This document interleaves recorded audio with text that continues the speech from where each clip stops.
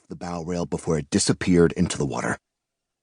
Before he could even begin to deal with that, the fish spurted again and came back around to starboard and resurfaced 10 feet from the boat. Gannon blinked sweat out of his stinging eyes, and then whistled as he got a good look at it. He'd caught bigger sailfish before, but this was no contest the biggest white marlin he had ever hooked. He was piecing together how to bring the monster around to the boat's port side diving door, when it suddenly twisted and went back under. That was when Gannon dropped the rod altogether.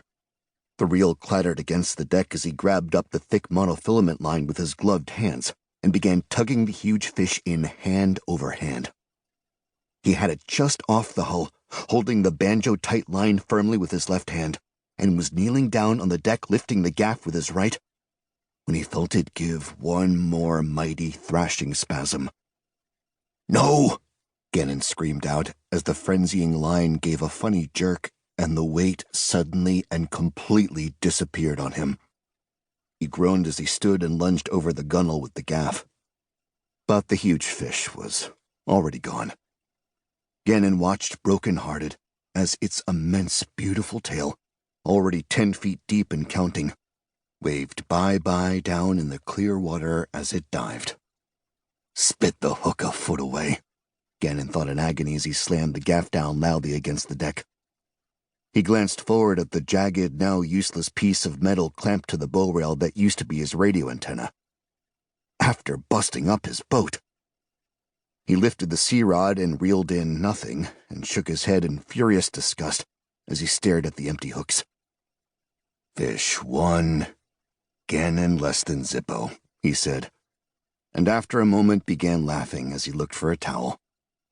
He'd been a fisherman all his life, and it was either that or weep, he knew.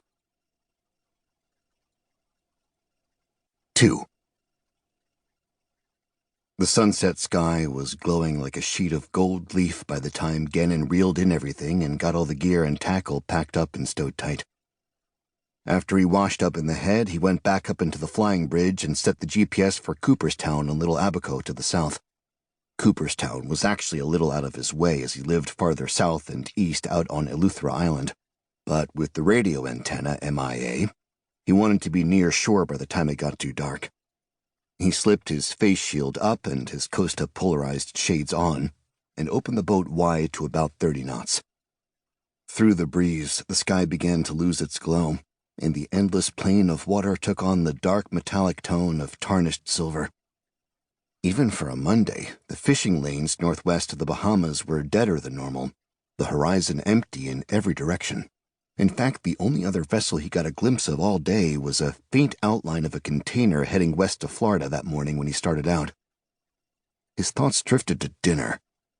There was leftover lasagna in his fridge that he could nuke, instead of fresh grilled swordfish, he thought, shaking his defeated head in the rush of the wind. Oh well, at least the beers would be cold. It was about 15 miles due east of Cooperstown when he saw something low in the sky off in front of the boat. He thought it was just a shine of light off a cloud, but then he saw that the light was moving, and he jacked up his shades onto his forehead, cupping his hands above his eyes. Out from the postcard Caribbean gold of the sky to the left came a plane, a small corporate jet plane, sleek and shiny and pale white. He watched it coming steadily due west at a right angle to the bow. He gauged it to be about 4 miles to the south. It seemed to be flying quite low. He waited for it to pull up, but it didn't. It kept zipping westward, going fast, low, and straight as a line drive. He eased off the throttle and grabbed his binoculars, putting his elbows up on the console to steady the view. Then he thumbed in the focus, and something in the pit of his stomach went cold. The plane was too low, flying maybe 100 feet off the deck. It was also going way too fast, like a stunt jet plane at an air show.